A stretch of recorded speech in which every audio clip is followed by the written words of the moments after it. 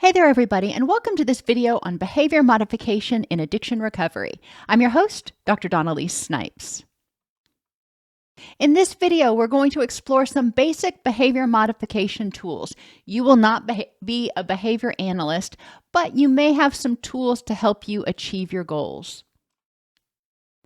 The first tool we're going to talk about is what's called backward chaining. Backward chaining helps you look back over the past 15 minutes to 7 days to explore triggers and vulnerabilities that led up to this point and see the connections. What's important in backward chaining is you're looking back and you're asking yourself, how did I get here? You're going to look at what was going on with you physically. Were you well rested? Were you well fed? Were you in pain? Were you sick? Was there anything that made you more vulnerable to the problem leading up to this? And if so, how can you address it or prevent it in the future? Interpersonally, what was going on in your relationships with others? Did you feel supported? Did you feel abandoned? Did you feel loved? Did you feel good about yourself? All of these things can make us more or less vulnerable to reacting impulsively and engaging in behaviors that we don't want to engage in. Emotionally, how'd you feel leading up to it? Now, when the event happened, you may have felt angry or scared or something else. But let's look at what led up to that. Were you already in a god-awful mood, or were you in a pretty good mood and then something happened? What emotional vulnerabilities might have led to or contributed to the reaction or the degree of the reaction? Cognitively, again, looking backwards, what thoughts did you have that contributed to your reaction? And prior to that, what other cognitive vulnerabilities were going on? Were you struggling with brain fog? Were you having difficulty thinking clearly? Were you overwhelmed with all the things that you were thinking about that ultimately ended up leading to the problem behavior? Environmentally, were there things in the environment that triggered you or supported the behavior? Maybe there were pictures or a person or a smell or a sight, something that triggered your behaviors. Maybe you had gotten up early in the morning and gotten ready for work, and then you spilled something on your jacket and you had to change, and just throughout the day, and your kids were pulling at your coattails throughout the day leading up to that. It just seemed like everywhere you turned in the environment, it felt stressful. And that can ultimately lead up to a behavior that we don't want to engage in. And spiritually, your sense of connection. How did your sense of connection over the past 15 minutes, over the past 7 days, contribute to your current behavior? And you can do backward chaining for positive behaviors too. If you're engaging in your self-care behaviors, you can look backwards and go, what am I doing that is prompting these behaviors? What is building up to encourage me to engage in these behaviors? Think about the last 3 times that you used. Looking backwards, what were the triggers and vulnerabilities that ended up leading to your use? For example, environmentally, if we're talking about porn addiction, you may have been alone in your house with unsecured wireless.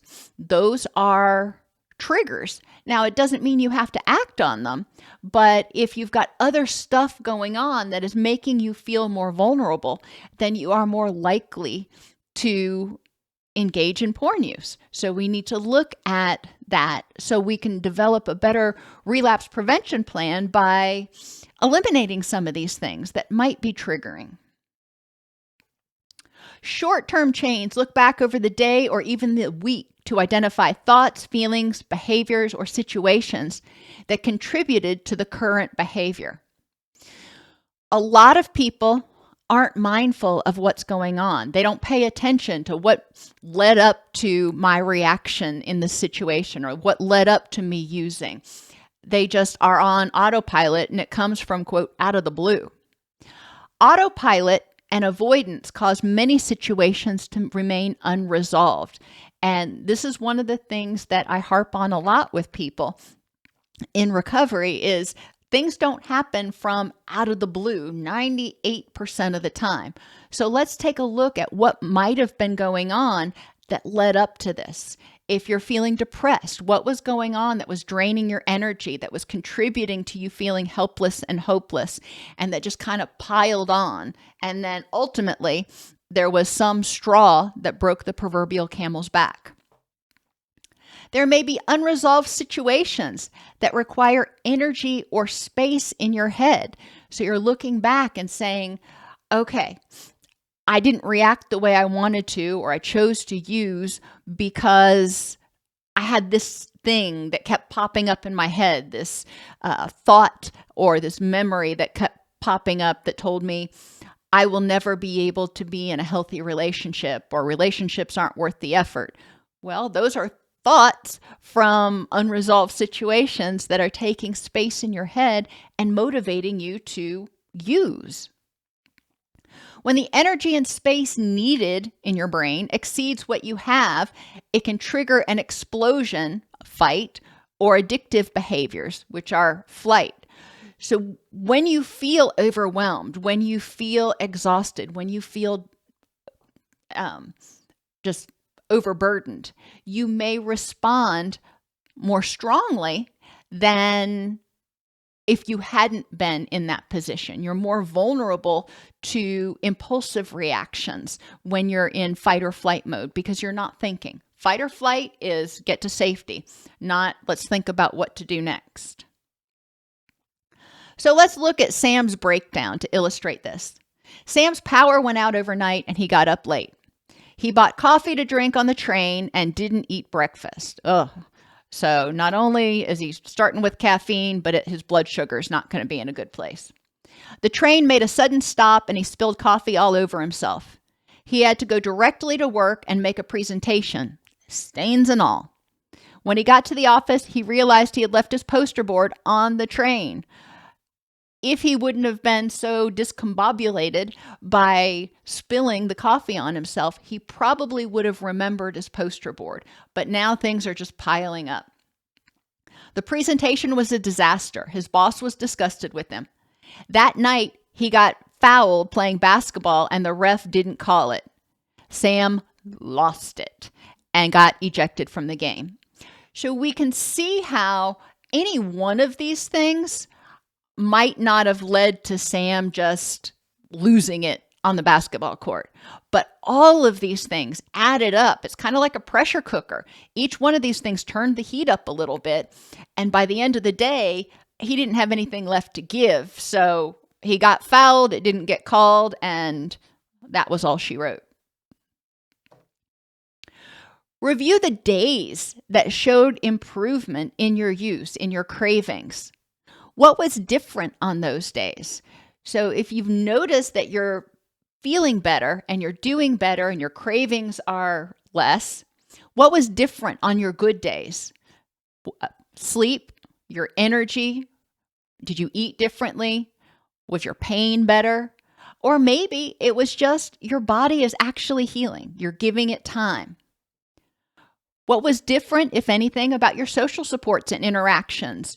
Or your anticipated interactions. If you go into a discussion with somebody and you expect it to be adversarial, then the interaction's probably going to be adversarial. If you go into it and you anticipate that you are empowered and you are safe, then that interaction may go completely differently. Was your general mood different? Were your thinking patterns and attitudes, what were they like? And what was going on in your environment and the media? For a lot of people with porn addiction, it is really difficult to watch television because there is so much triggering stuff, even on mainstream television. The same thing is true for people who are recovering from alcohol addiction. You pretty much can't watch a television show on mainstream television, primetime, that doesn't have somebody drinking at some point, which can be very triggering for people. Repeat this same process for days when the problem gets worse. Look back and identify things in your physical health, in your interpersonal relationships, in your emotions, in your thinking styles, in your environment that added stress or drained your energy and contributed to relapse thoughts or even relapse behaviors. Now, like backward chaining looks at what led up to it, forward chaining is anticipating, is planning. Like someone preparing to scale Mount Everest, take lessons you learned about the climb and your own needs and abilities, combine them and create an individualized plan. Every person's plan looks a bit different. And quite honestly, using morning mindfulness, you'll be doing forward chaining every day. You're going to think about, what am I going to encounter today? And knowing myself, knowing my triggers and vulnerabilities, how can I best respond today? We're not talking about forever. We're talking about what's going to go on today. What worsens the problem? You know what your triggers and vulnerabilities are. So how can you minimize or eliminate those in the future? And that could be minimize or eliminate those today or henceforth. There are some things that you can just get rid of completely, like not keeping alcohol in the house or not having an unsecured wireless. How can you cope with unexpected crap? Because it will happen. And that can be very frustrating and anxiety provoking, and it may cause you to want to get some relief. That relief often comes in the form of addictive behaviors because that gives you a rush of dopamine and endorphins and other feel-good chemicals. But if you understand what's coming up, or you recognize the unexpected crap and you have a plan, you can feel safer, more empowered, and you can have a plan to deal with the cravings that actually start. And as I mentioned earlier, noting when you do your backward chaining and identify what's different on your good days, take that information and apply it to the future. If you know that you have better days when you get good sleep, well, then that's part of your relapse prevention plan, henceforth and forevermore. Forward chaining helps you take what you learned from the past and what you expect in the future to arrange triggers and supports to help you choose an alternate behavior. Triggers aren't always bad. Triggers can remind you to call your sponsor or to not do something that's going to put you in a vulnerable situation. So for example, backward chaining data. If you know that stress at work was, you had a really bad day at work, and then you got home and you were all by yourself, you sat down, you started watching TV. There was a lot of stuff on there that was triggering. You turned that off, but then realized that you had unrestricted wireless access. Bada bing. Those cravings may become really powerful. So looking back at that backward chain, can't necessarily eliminate all the stress at work. So what are some other things that you could have done? And what are some things that you can do in the future when you've had a stressful day at work that won't set you up for relapse? As I mentioned before, triggers are unhelpful sights, sounds, smells, places, times of day, activities, and feelings.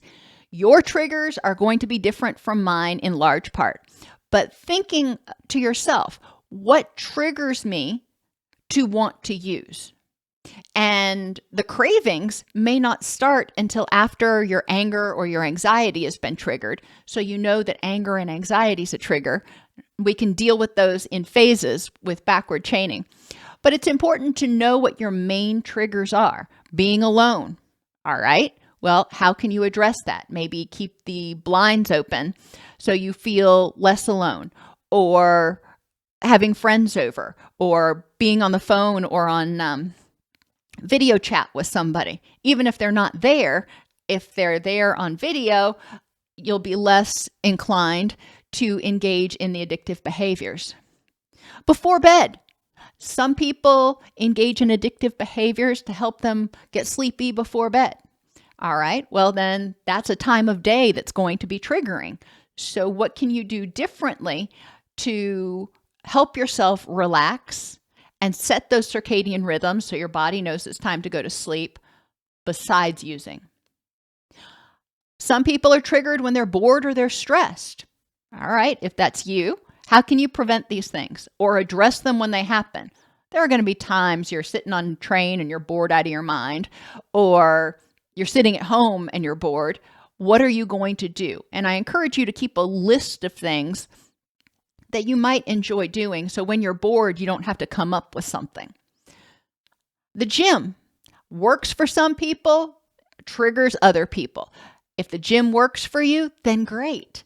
Go to the gym when you're feeling triggered. If the gym is triggering, all right, how else might you be able to exercise, or what might you be able to do instead? And then in-game ads. If you play games on your mobile device, you are probably very familiar with the fact that there are more increasingly ads that are adult in nature. Even in non-adult games like, Match 3 and very benign games that kids would be playing.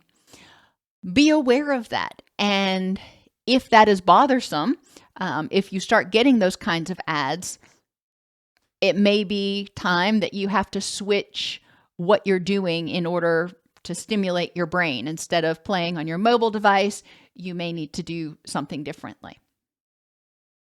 Be aware of triggers that are positive, helpful, safe sights, sounds, smells, places, and activities, like being around people or pictures of grandma or your kids or your mom. If they're sitting there staring at you through their pictures, it may be enough to make you stop and think. So reflect on what triggers your cravings and what reduces your cravings and behaviors. Now let's talk a little about rewards and punishments.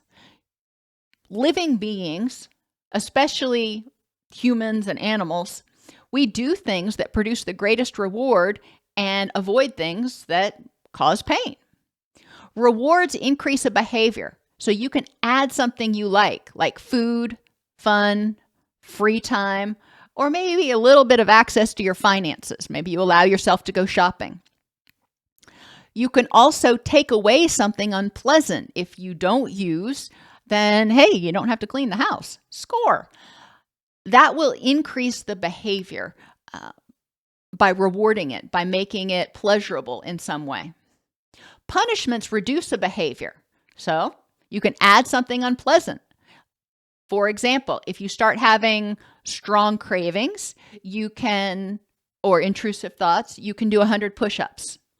You can force yourself to clean the baseboards and grout with the toothbrush. That'll keep you busy for a while. That's unpleasant. And it keeps you busy. It turns your attention to something else. You can also take away something that you really like.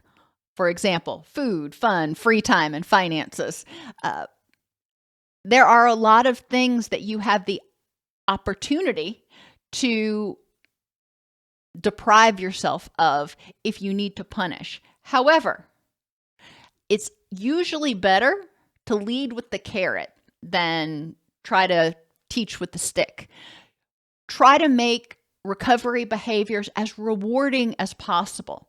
Yes, you'll probably need to have a couple of tools in there to suppress cravings, but try to focus more on punishing correct behavior and good orderly direction. So think to yourself, make a list. What rewards and punishments will you use for your behavior?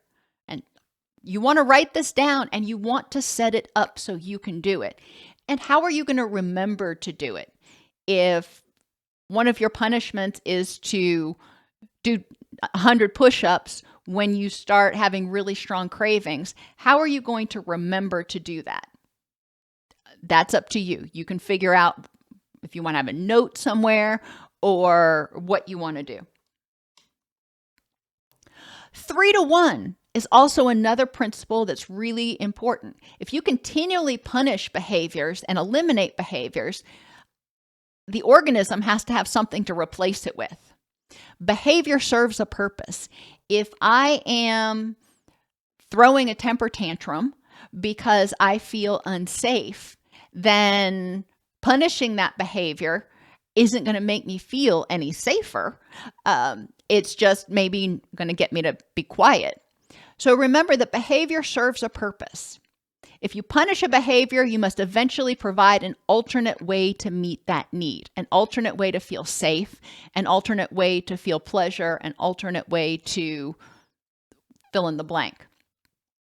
So the need for addiction may be gratification and increasing levels of dopamine and serotonin and other pleasure chemicals in your brain. All right, that's the need.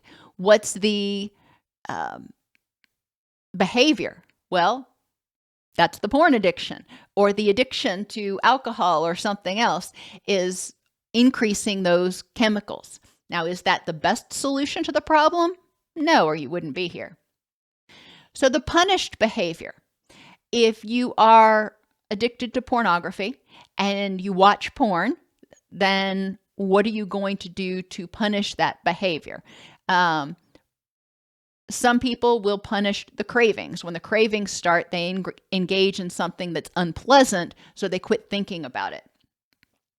Likewise, as I said, this behavior serving a purpose. If you're addicted to something, then your brain chemical system is completely miscalibrated, and your brain is craving dopamine and craving a balance in those neurochemicals. So what other behavior can you engage in that might help you feel pleasure besides the addictive one?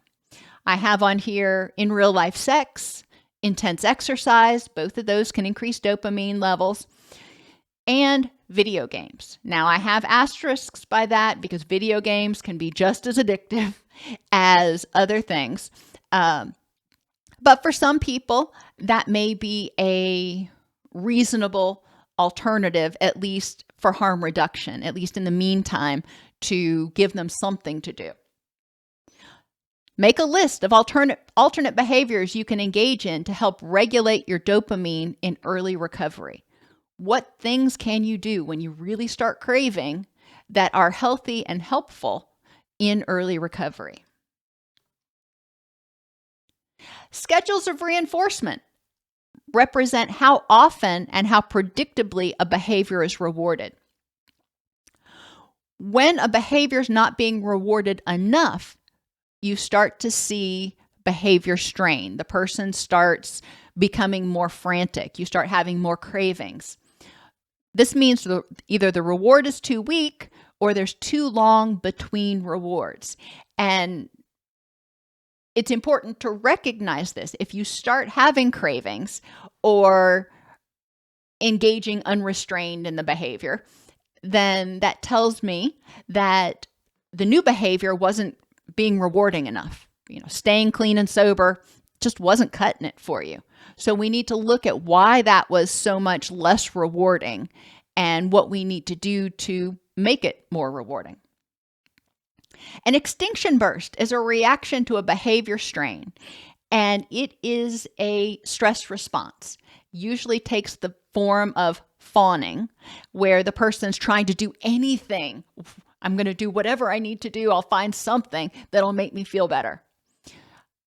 Sometimes this comes out as a tantrum. They know they can't watch porn or drink alcohol, so they just get angry.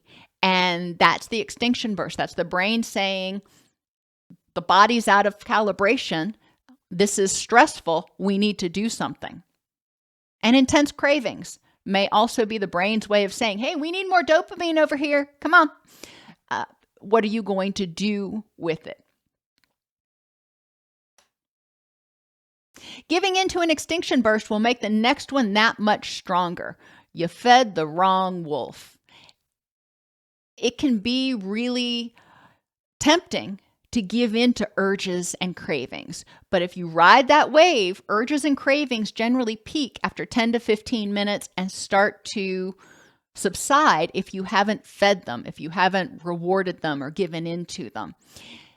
If you give in, then the brain knows, hey, this is how intense I've got to fuss before I can get the person to do what I want. So I'm just going to start up here next time. And your progressive extinction bursts are going to become even stronger. Rewards should initially be very frequent, and goals to get rewards should be very small and achievable.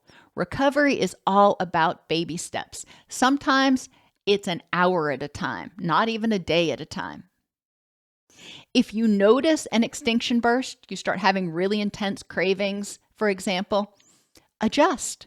Recognize what's going on, and instead of getting angry about it, recognize it, say, okay, I've got to silence that addicted voice in my head and do what I need to do in order to get into a place where I'm safe. Competing responses are also super helpful in recovery. You won't engage in the addiction when you are fill in the blank. So for example, you won't watch porn when you're at the dog park without your phone. Kind of hard to do it. You may start spending a lot of time at that dog park. You won't watch porn while you're driving. Okay, you get an urge at 8 o'clock at night and you're all by yourself and it feels overwhelming. Maybe you're going out for a drive. You won't masturbate while woodworking or exercising. Okay, that's just common sense. But it gives you something to do. If you're feeling those urges, those cravings, then maybe you get your butt up and you go to the gym. These are competing responses. They're things that you can't engage in the addictive behavior while you're doing these. So make a list of the competing responses for watching porn, masturbating excessively, edging, or engaging in any other addictive behavior. And response prevention. We have competing responses. You could do it, but you're doing this other thing instead. Response prevention means creating conditions that you just can't do it. You can't drink alcohol. You can't watch porn. For example, use computers at the library in a very open location. You can't edge while you are doing that. Ideally, open location in front of the librarian's desk. Make sure you have secure networks at home, and ideally figure out if you can turn off data on your phone. Make sure you've got a nanny app on your phone if you are trying to avoid online gaming, gambling, pornography, all of those things that can be accessed through the internet. Put the computer in the living room and open the windows. Now, this doesn't work as well for gambling, but for pornography and edging, especially if you're on the first floor, it's probably going to be, hopefully going to be less comfortable to think that your neighbor may be walking by and seeing. And for pornography and sex addiction, wearing a chastity device is an option that some people use. If they're wearing that device, especially if it is a metal one, they are less likely to engage in masturbation and release. Now, yes, they can still watch porn, but there is going to be no happy ending. So what conditions can you create so you're less likely to engage in the behaviors even if you are triggered? What things can you do to prevent that response? It's not even a choice. It's you just can't do it. And reconditioning. This means reprogramming stimuli to trigger the desired behavior. So reconditioning women to be thought of as sentient beings instead of objects. Reconditioning your sexual arousal to people in real life instead of porn. reconditioning computers. So when you see them, you don't automatically think porn. You start thinking something else, YouTube videos on woodworking or something. But you're reconditioning those stimuli so they are no longer triggering obsessions, thoughts about porn. You're reprogramming stimuli to not trigger the undesired behavior. You don't want women or computers to trigger cravings to watch porn, to trigger use of porn and masturbation, or to trigger anxiety, depression, or anger. Porn and solo masturbation need to become associated with distress. It's important that these two behaviors become less enjoyable and less palatable, and that when you're engaging in sexual activity, it's with a real life partner. Is solo masturbation in itself a problem? No, not for a lot of people. But for people who have an addiction to compulsive masturbation or watching porn, edging, and release, then solo masturbation is often a sort of a gateway activity, if you will, and can become problematic in itself. And healthy coping, interpersonal, and sexual behaviors need to be rewarded. It's important to increase the reward instead of just punishing the addictive behavior. Scaffolding generally requires the support of someone else through, although YouTube videos may be a partial substitute. Self-awareness of what's going on. Now, I can say self-awareness till the cows come home, but you're like, okay, well, what does that mean? How do I do it? Well, you can go on YouTube and you can watch videos on how to develop self-awareness, or you can find a coach or a counselor that can help you learn that skill and help you implement it. And that's one of the things we do a lot of times in counseling is help people complete the process. They started to become self-aware, but they missed big things. And the counselor or the coach or the sponsor can say, all right, well, that's good that you were aware of this stuff, but what about this stuff out here? And gradually the person becomes better at becoming self-aware of their triggers, their vulnerabilities, their urges, etc. Processing stuff. It's another one of those things that you may be able to do a little bit, but you have difficulty actually effectively, completely processing something. So working with a coach or a counselor or a sponsor, or even watching some YouTube videos may help you learn tools to process your stuff. Same thing is true for coping with cravings or interpersonal skills. Just like learning to tie your shoes, most people don't see it done once and then automatically they can tie their shoes. They see it, they understand what's supposed to happen, and then the child may start by, okay, I've made the bunny ear. Now what do I do? And then they learn that, okay, I've made the bunny ear and I've looped it around. Now what do I do? And scaffolding is when the parent or caregiver steps up and says, okay, great, you made it this far. Let me help you the rest of the way.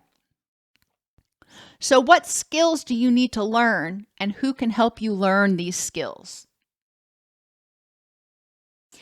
Baseline charting. I use the mnemonic FIDO. You're going to look at frequency, intensity, duration, and options besides the hair of the dog that bit you. That is to say, what things did you do each day to prevent, tolerate, or improve the problem? And I have an example down here of craving. So the frequency this person is craving is 2 times a day. The intensity was 4 out of 5. The duration was for 1 hour. Okay. The next day, the frequency was 5 times a day, but the intensity was less. The duration was still 1 hour. The next option if you will, or the next day. The frequency was still 5 times a day. The intensity was a 4 out of 5, but the duration was only 15 minutes. So you can see that there was improvement on each of these examples, but the improvement was different. One, it happened less frequently. Another example, it happened less intensely. And another example, it didn't last as long. It still was happening a lot and still pretty intense, but it wasn't lasting nearly as long. All of those are evidence of improvement. It's important not to get too caught up in charting too many things, but charting can help you see your progress. For frequency, you can chart the frequency of your cravings, the frequency of your in real life arousal to human beings, or even the frequency of your moodiness. You can also chart the intensity of those things or the duration of those things. Pick 2 or 3 things and monitor so you can watch for evidence of progress. What 2 or 3 things you pick will largely depend on the 2 or 3 symptoms that are probably most bothersome to you right now. You can keep a log that looks something like this, where it has the days of the week across the top, and then frequency, intensity, duration, and options. So it happened 5 times this day. That would be the frequency. The intensity was a 3 out of a 5. Each time it lasted for about 15 minutes. Okay. And then options represents what did you do to deal with it, or what could you have done to deal with it. And then you can repeat the same thing if you're charting irritability.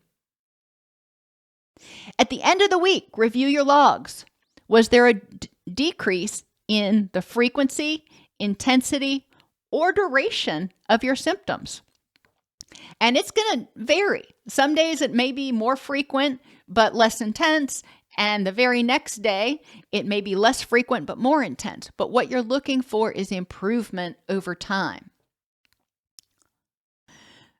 If there was a decrease in the frequency, intensity, or duration, were you using new tools to cope with the stress? Or is it evidence of your body healing, or both? And successive approximations encourages us to look for progress, not perfection. For example, going an hour without thinking about it. That's where you start. Eventually, you may go for a week without thinking about it, or a month without thinking about it. But start small. Another example would be being able to work on a safe computer without total distraction. Okay, that's a start. You may have occasional thoughts and urges, but you're on a safe computer, you're in a safe space, you're able to get your work done. It's hard, but you're able to do it. Eventually, you're able to work on a safe computer without having any cravings or distraction. It's just doesn't even come into your mind. Getting slightly aroused in a healthy real-life situation at first is progress. If you start out where you can't get aroused in a real-life situation, you can only get aroused by porn, then any evidence of getting slightly aroused in a healthy real-life situation, that's progress. And then moving up to eventually desiring intimacy and connection with somebody in real life. And the final example, making eye contact may be the first step. And then the next step is you congratulate yourself when not only do you make eye contact, but you introduce yourself to somebody. Once you get to the point where you're comfortable doing that and you're able to introduce yourself, you're not asking anybody out yet, then you get to the point where you feel comfortable and confident and competent in making eye contact, introducing yourself, and asking them out. So you start to feel really good about yourself when you take that final step. These are very basic tools to help you change behavior. These tools will often not totally address all of the underlying issues, but they're very helpful for relapse prevention. A counselor or certified behavior analyst can help you learn how to implement these tools.